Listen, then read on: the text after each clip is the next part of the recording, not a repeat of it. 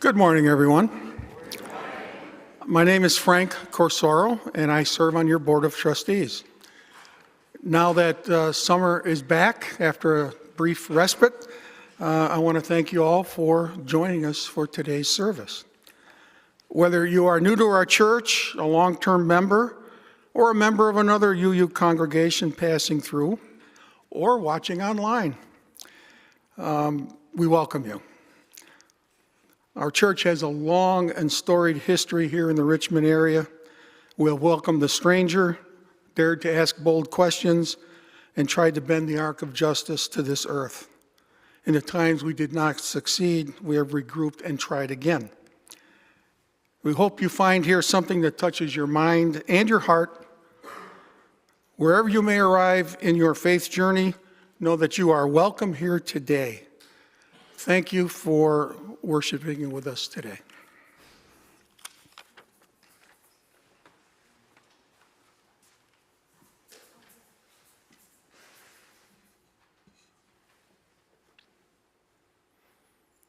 Good morning. I'm the Reverend Sherman Z. Logan, Jr., and I'm proud and privileged to serve this wonderful congregation as your senior minister. Joining me this morning as the worship associate is Jim Armstrong.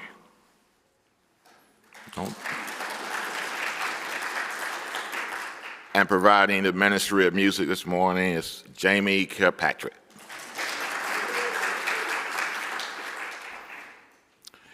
It is a custom here at First UU that we ask our visitors if they're willing to introduce themselves to the congregation.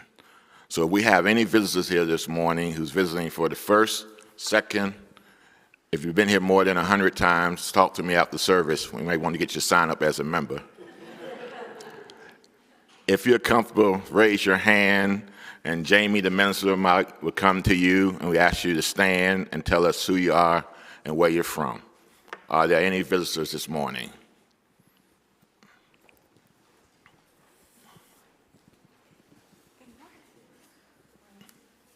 I'm Hazel Headings. I used to come to this congregation back in the 80s. I left the area in 1994, and I'm visiting this weekend, and I decided to come back and visit, and I might be relocating back to this area from Texas. So. Thank you, and welcome back.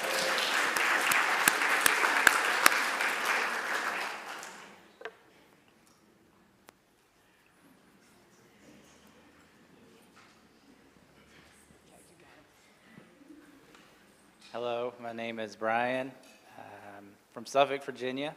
Been living here in Richmond for 20 years, maybe, for quite a while. And I've seen this building through those 20 years, and this is my first time in here.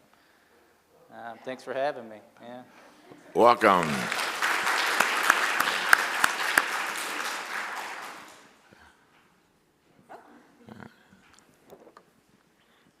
My name's Ann Denton. My second visit, I was here last week, and I bicycled again, and the weather cooperated. I'm Thank you. Sonora, California, and visiting here for a month, possibly relocating. Welcome, welcome back.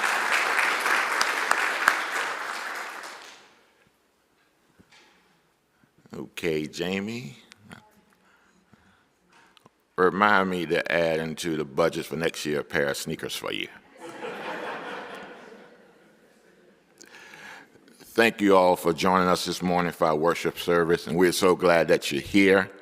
So now please rise in body or in spirit and greet our neighbors and welcome our visitors.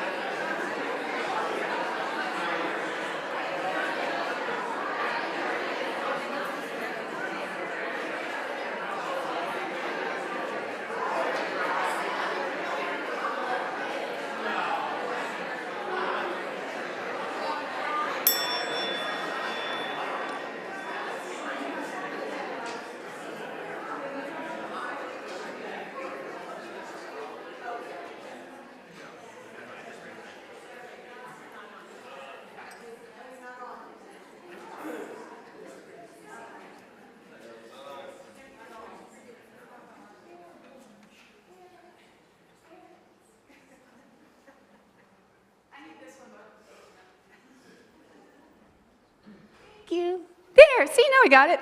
Yay! The prelude this morning is interactive. We are going to invoke the Spirit together. Here are our words.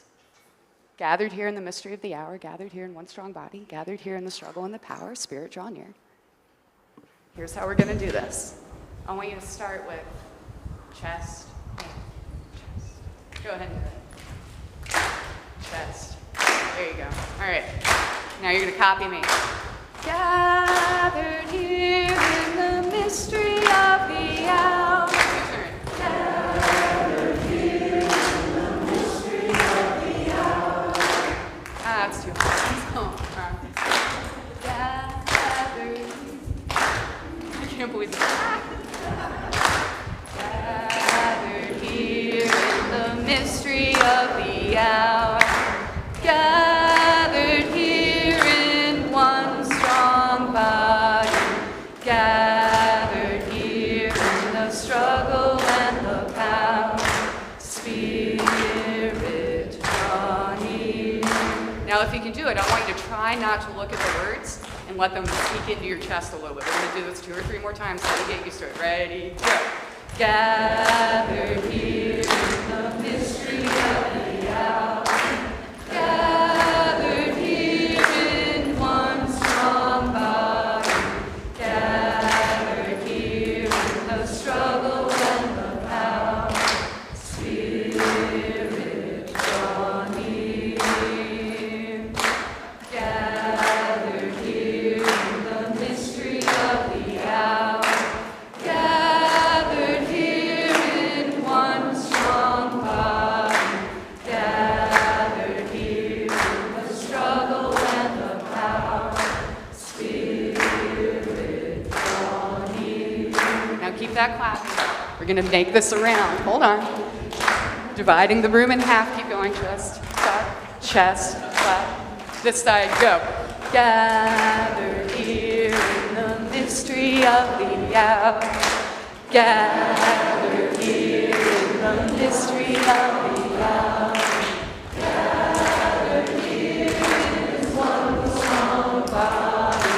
Gathered here in the struggle and the power. Spirit, the mystery of the hour. Gathered here in the mystery of the hour. Gathered here in the struggle and the power. Spirit, draw near.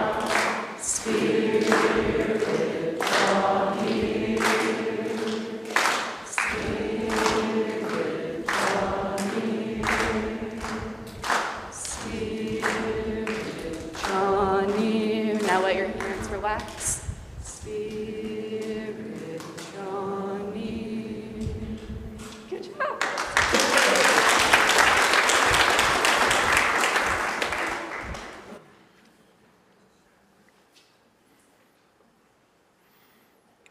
It is good to be together in this sacred place with these people at this time. As we enter this time of worship, we come today seeking many things. Some of us are seeking peace. Some of us are seeking healing. Some are seeking answers, and others are looking for the right questions. In this hour of worship, touch our hearts, fill our hearts, open our hearts to the love which passes all understanding. Come, let us worship together.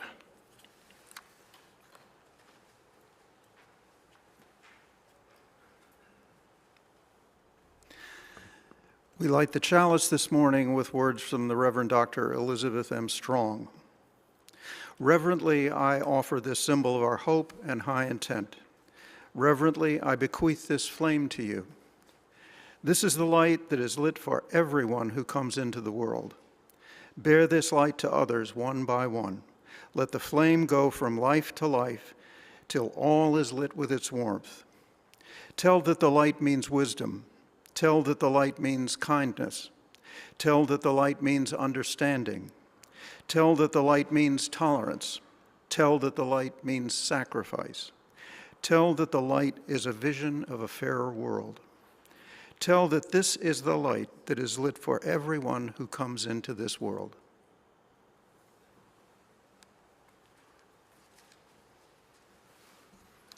Now please rise in body or in spirit, and let us sing our opening hymn, Be That Guide.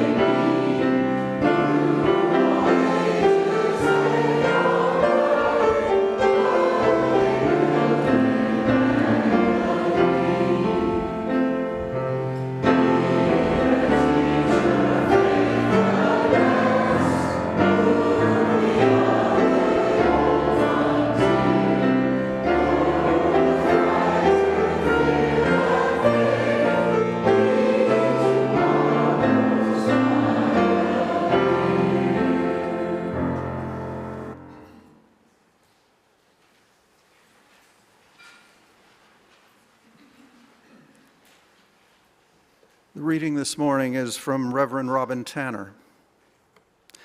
I'd finally begun to relax a bit. We were en route to Pennsylvania. My friend, a formal part of our family, was visiting. We decided a visit to a crayon factory was the perfect winter outing for toddlers. The day was clear and crisp with typical bumper-to-bumper traffic for northern Jersey. I adjusted the radio station when my eyes caught the approaching car in my rearview mirror, too close to my bumper. I had to hit the brakes because the cars were slowing down. We stopped. The car behind edged closer to my bumper. Seriously, although we know I said more than that word. My friend was jarred into a wakeful state. I'd become accustomed to Jersey drivers. The honking, occasional yelling, and sometimes a gesture or two. At first, it was a shock from North Carolina drivers who refused to blow a horn when they ought to blow it. But good grief, the minivan behind me could hold a deck of cards against my bumper. Then the honking started. Okay, just pass me, I shouted, as my son echoed, ote, from the back seat, as if negotiating a cookie swap with his sibling. The Navy minivan moved between lanes, jockeying toward the lane beside me as traffic started moving again. So now they were going to pass me on the right. Whatever. The minivan approached. I could see the man had rolled down the window on the driver's side and his arm was already out of the window. I braced myself for a gesture. As the car passed, he made a peace sign and shouted, "Justice." The man was smiling broadly. I raised my eyebrows in complete confusion. What the heck? It took my friend from the congenial state of North Carolina to remind me that I was driving my wife's car with a Black Lives Matter sticker. Sometimes people surprise you. Sometimes our expectations are wholly insufficient.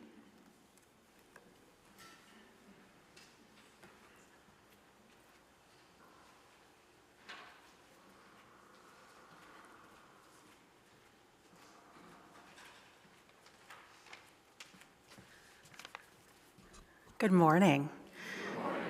I'm Rachel Dean. I'm the Chief Executive Officer at Voices for Virginia's Children. We are a 501c3 nonpartisan nonprofit organization located here in Richmond, and the impact of our work is felt in Richmond and statewide.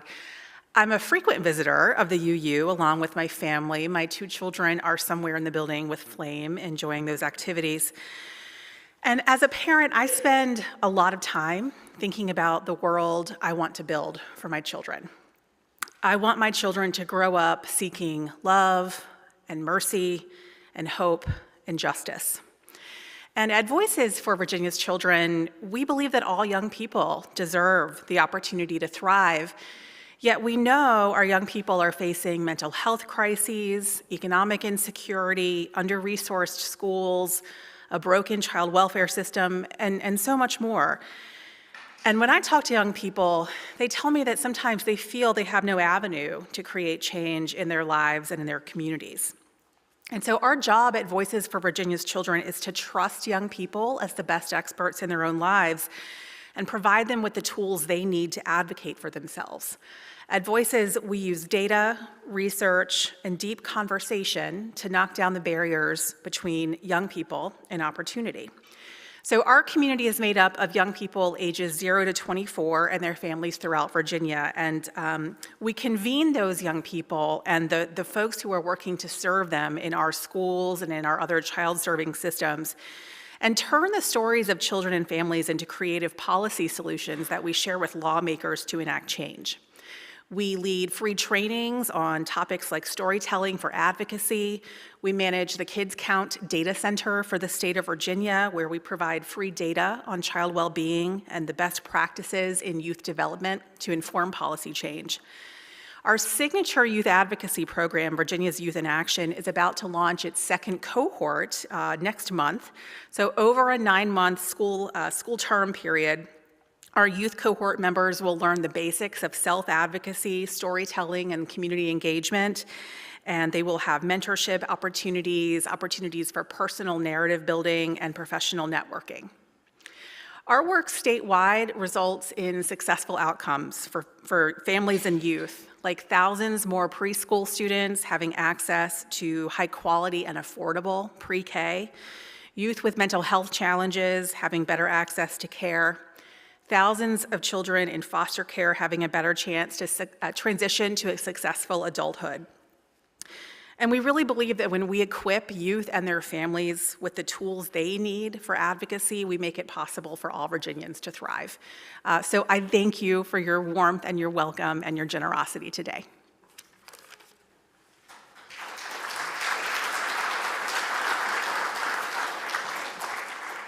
Thank you, Rachel. Please look at the monitors the way you can give, and ushers now passing the basket. Offering will be taken and most generously received.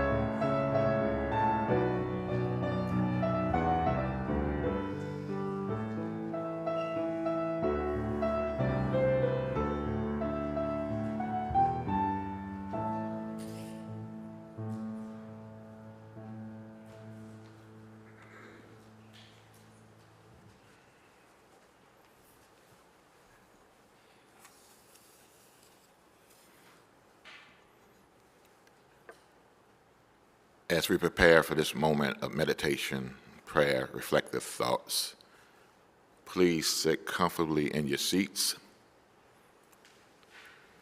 Close your eyes as you are willing. Breathe in, breathe out. Breathe in, breathe out. And hear the words from Susan Van Dresses. In the moment when word is silence, give yourself to it in wholeness and weight.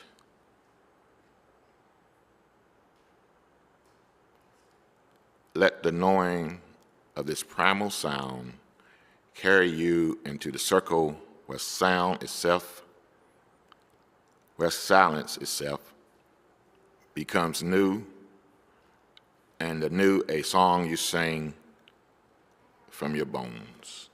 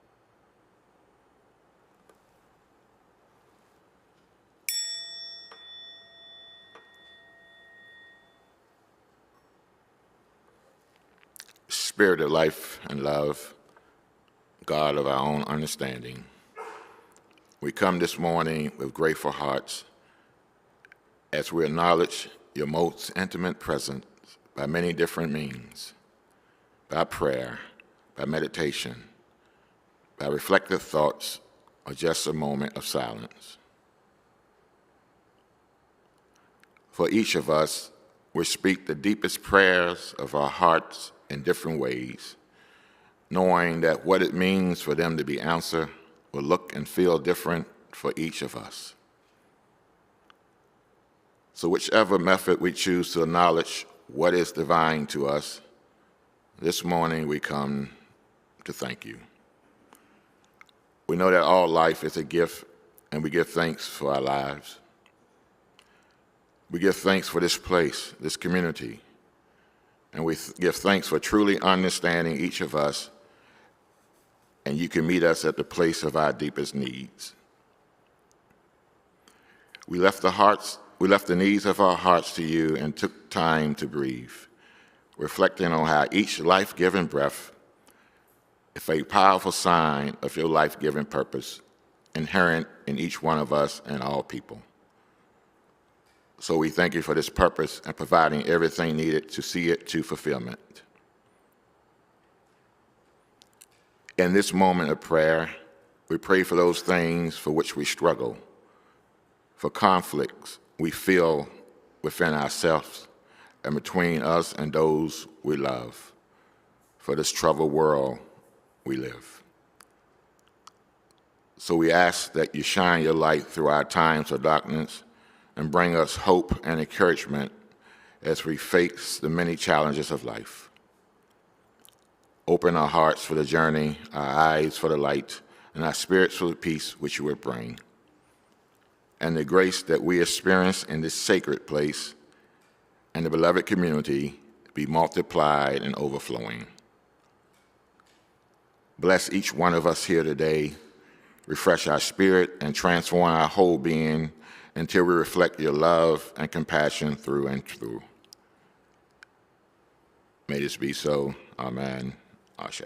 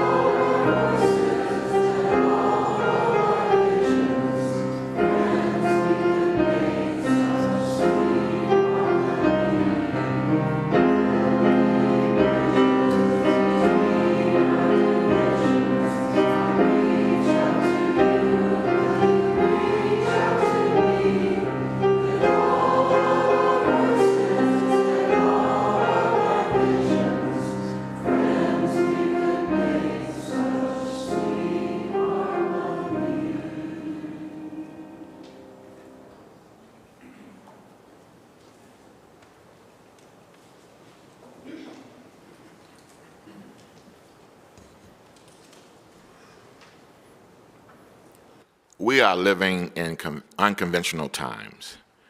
We live in a country that thrives in an increasingly irrational world. The United States is the wealthiest society on the planet, and while the economics indicators show that a small percentage of our population is prospering, many of our siblings still work numerous jobs to make ends meet. And the gap between the have and have-nots is cavernous. Technological advances are extraordinary, but our capacity to prevent gun violence is diminished. We have every fact available on our handheld devices. Still, our education models are outdated, based on training children in knowledge acquisition to prepare for state-required tests, but not developing their creative minds. And many people in this country have lost faith and trust in our institutions, our universities, government, politics, and yes, even in our faith communities, the institutions that were the foundation of our great society. And according to Gallup, trust in most of our major institutions matched or hit historic lows in 2019. And we are seeing a seismic shift in religion institutions, where houses of worship across the theological spectrum are seeing decline in membership and worship attendance, and this even happened before COVID. And even our civic engagements are declining. The fabric of our society has begun to fray.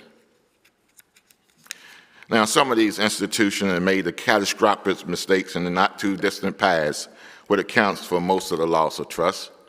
Think about, for example, investment banks' failure to foresee the looming threat posed by securitized gambling in the run of the Great Recession.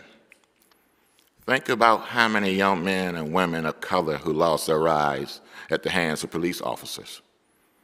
Sex scandals in houses of worship in our educational institution, and sexual abuse in our workplace. These pervasive crises and institutional collapse are deeply rooted in our history, stretching back to the Vietnam War, the Watergate scandal, the COVID-19 pandemic, and even the recent event on January 6, 2021. And it seems clear that government has struggled with a range of issues, including failure in war efforts, intelligence gathering, managing deficits, providing adequate health care, and responding to disasters. So it's important that we learn from the mistakes of the past and work together to build a stronger and more resilient future. But sadly, we have also lost trust in each other. It is interesting to note that there has been a decline in a number of Americans who believe that most people can be trusted, according to a recent Pew Research Center study. In addition to this, people all around the world seem to be growingly increasingly distrustful of those in leadership roles. It is a concerning trend and one that we all should pay close attention to. Trust is an essential component in any healthy society, and we need to work together to rebuild it. You see, trust is essential in how we relate to each other as members of the beloved community. And when we have to think about trust these days, we worry. Most of the people in the country believe that public confidence in the U.S. government and each other is shrinking. And most believe in this lack of confidence and trust, if you will make it much harder for us to do the work to solve societal ills. Furthermore, some of us seeing the fading trust as a sign of cultural sickness and national decline. Some perceive it as an increase in loneliness and excessive individualism. And about half of the country population links the decline in interpersonal trust to a belief that people are unreliable as they used to be. Our polarization and tribalism led to the cultural shift away from close-knit communities, and we are viewing everything through hyper-partisan political lens. We are quick to vilify and attack others without even clear proof, solely based on accusation along partisan lines, and we have lost the art of compromise.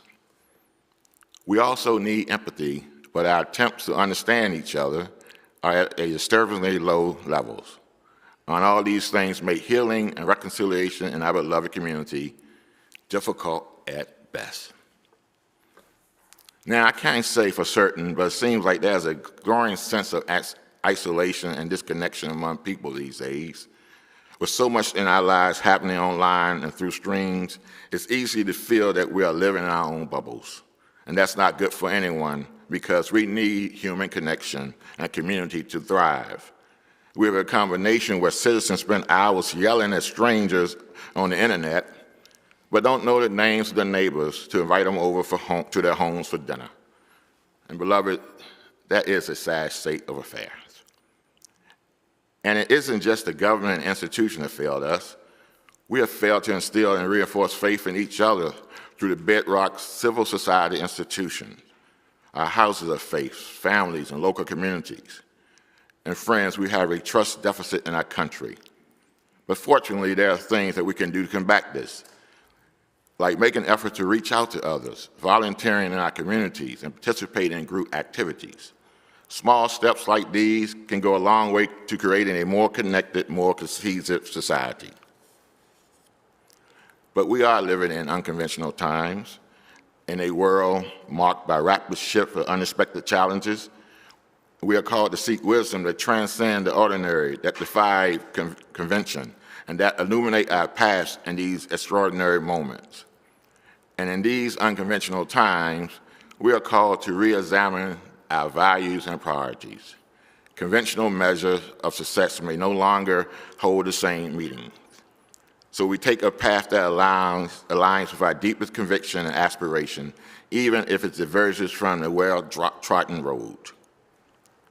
In these unconventional times, acts of kindness and compassion become revolutionary acts. And these revolutionary acts allows us to extend a hand to those who are in need, offer words of encouragement, and practice empathy in the face of adversity. And through small gestures, we can create ripples of positive change that extend far beyond our most immediate circles. And you know, it's amazing how something as simple as a kind word or a helping hand can make a big difference in someone's life. And we all should thrive to be a little bit kinder, more compassionate, and see the positive impact that we can have on the world. And as we navigate through these unconventional times, let us remember that our Unitarian Universalist values guide us towards embracing diversity, seeking truth, and fostering justice. So yes, we are living in unconventional time, which require us to re-examine our values and our priorities, and conventional measures of success may no longer have the same meaning. So let us embark on a journey that is true to our values and dreams, and even if it means taking a different path from the one that everyone else follows. Let's stay true to ourselves and pave our own way to success and fulfillment. These unconventional times call for unconventional wisdom. An unconventional wisdom that challenge us to embody these values in our action, even when it's required stepping outside our comfort zones. Now, unconventional wisdom invites us to embrace uncertainty as opportunity for growth. And in times where familiar seem to crumble, we are reminded that innovation often arises from uncharted. So we must cultivate a spirit of curiosity and resilience, trusting that within uncertainty lies potential for transformation. And at the heart of unconventional wisdom is the willingness to answer questions and assumptions. Just as our Unitarian Universalist tradition encourages us to question dogma, so too we must question the assumptions that shape our perception of reality. And by doing so, we open ourselves to new insight and perspectives. And with these new insight and perspective, it's fascinating to see how a pearl of unconventional wisdom often emerges from the margins of society. These are the voices that are often silenced or overlooked, but their unconventional wisdom can lead to significant moments in the history of our nation. And it's important to listen to those forgotten and silent voices because they may have important contribution to make. And we all can benefit from hearing from their perspective and learning from their experiences. By valuing unconventional wisdom of these voices, we can create a more just and equitable society for all. So think about this. Unconventional wisdom led to the end of slavery. Unconventional wisdom landed a man on the moon. Unconventional wisdom gave all women and people of color the right to vote. Unconventional wisdom led to laws that allow every person in this country to marry the person that they love, regardless of one's skin color, gender, or sexual orientation. And unconventional wisdom led to the election of Barack Obama, Donald Trump, and Joe Biden.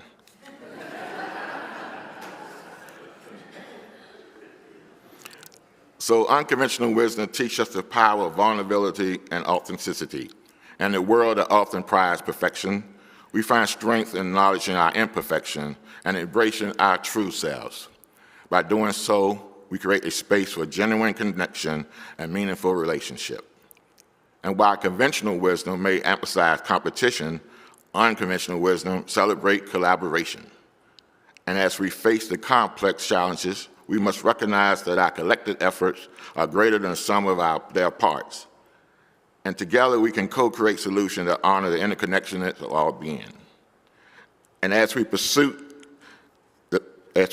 unconditional wisdom, we must also be open to learning from unexpected sources. And those sources are often found profound insight arise from voices that have been marginalized or silenced. So let us actively seek out diverse perspective and recognizing that every individual holds a unique piece of the wisdom puzzle. Unconventional wisdom also reminds us to find beauty in the midst of chaos. It calls us to appreciate the moment of grace that emerged unexpectedly, to find joy in the simple and ordinary, and to recognize the profound in the mundane. Unconditional wisdom suggests that we should focus less on our digital screen and spend more time with our neighbors. By practicing empathy and working together on local projects, we can reveal trust in our neighborhood, eradicate that trust out of parts of our culture. And let us come together to embrace this unconventional wisdom to overcome the tribal division and confront partisan tensions. Our beloved community can be a laboratory for trust building, and we all have a role to play in making it a reality. So unconventional wisdom is more than how we can live a good life and get along. It's about living life deeply and fully. It's about coming to know our identities. It's about learning that we love even those people that we can't bring ourselves to love, even some of those that conventional wisdom would have us to turn our backs on. Unconventional wisdom allows us to live our lives joyfully and generously, free from fear and anxiety. It doesn't matter what happens. That's unconventional wisdom. It doesn't just come. We must find it. We must practice it. And we must entertain the possibility that it might overturn some of the cherished notions that have come to us through conventional means. And in these unconventional times, it's also important to have an unconventional faith, one that recognizes and celebrates our similarity, while also appreciate our differences.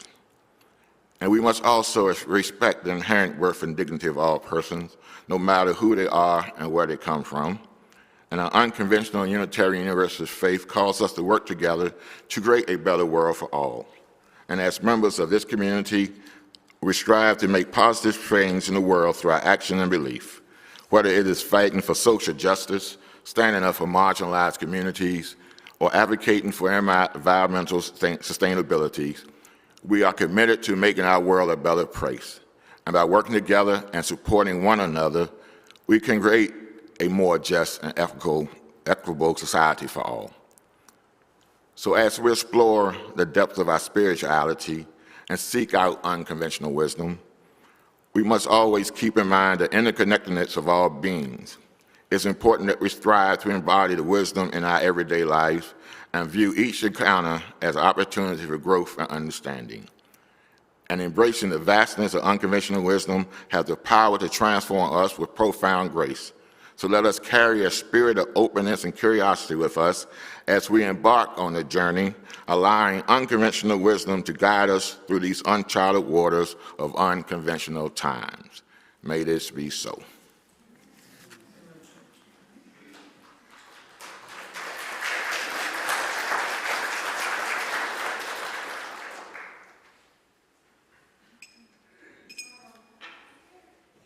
Yay. So I don't know about y'all, but when I have to go out into the world and, we're charged, to be that light, to spread that love, sometimes I really struggle with self-doubt, like imposter syndrome. So I want to share this song for you that has a beautiful mantra that I want to teach y'all. The words are really easy. I am light. It's really, and this is something I like to try to sing to myself when when you just don't think you can do it right, when you don't think you're enough. I am light, I am light. Y'all can try it. I am light, I am light. I am light, I am light. I am light, I am light. I am not the things my family did. I am not the voices in my head. I am not the pieces of the brokenness inside. I am light. I am light. I am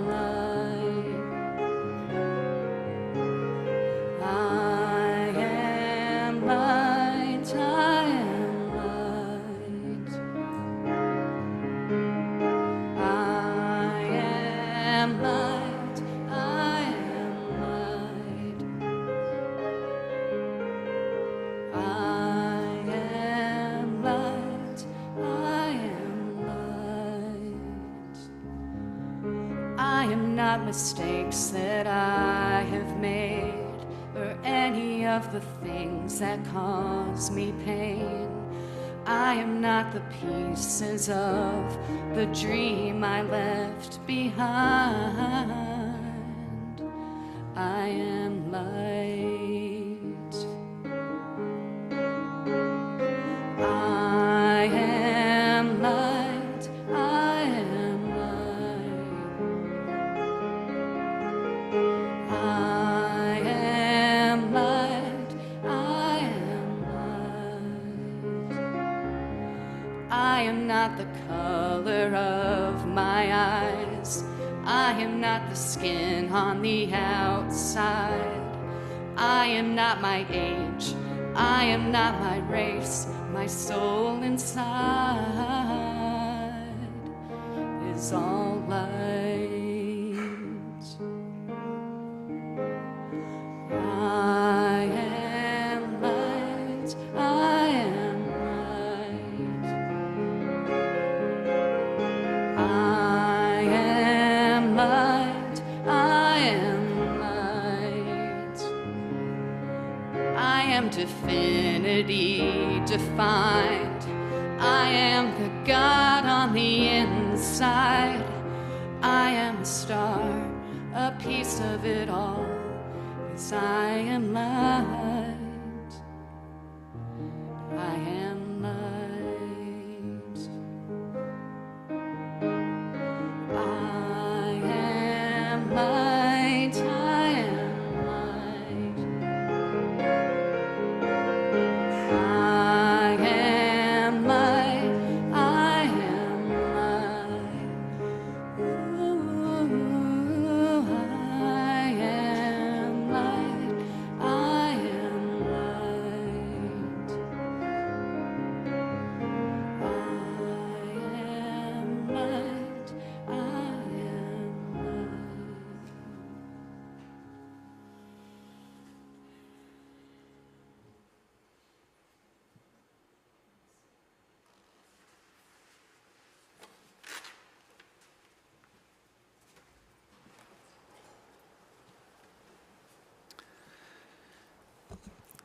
The words of Reverend Dr. Philip Randall Giles. Now, as we extinguish this chalice, may our wisdom show itself in compassion and understanding, and may the fruits of the Spirit be apparent in our lives.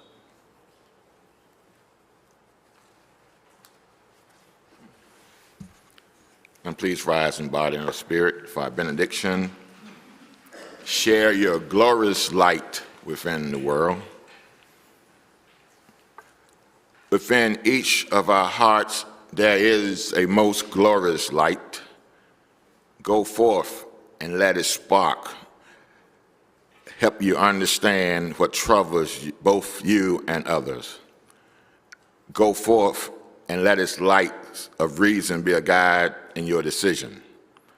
Go forth and bring its ray of hope to those in need of help in both body and spirit, that they may find healing.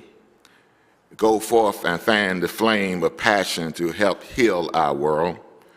Go forth and spread the warm glow of love, pushing back darkness of the world. Go forth and share your glorious light with the world. Go in peace. And let us sing our closing hymn. Now let us sing.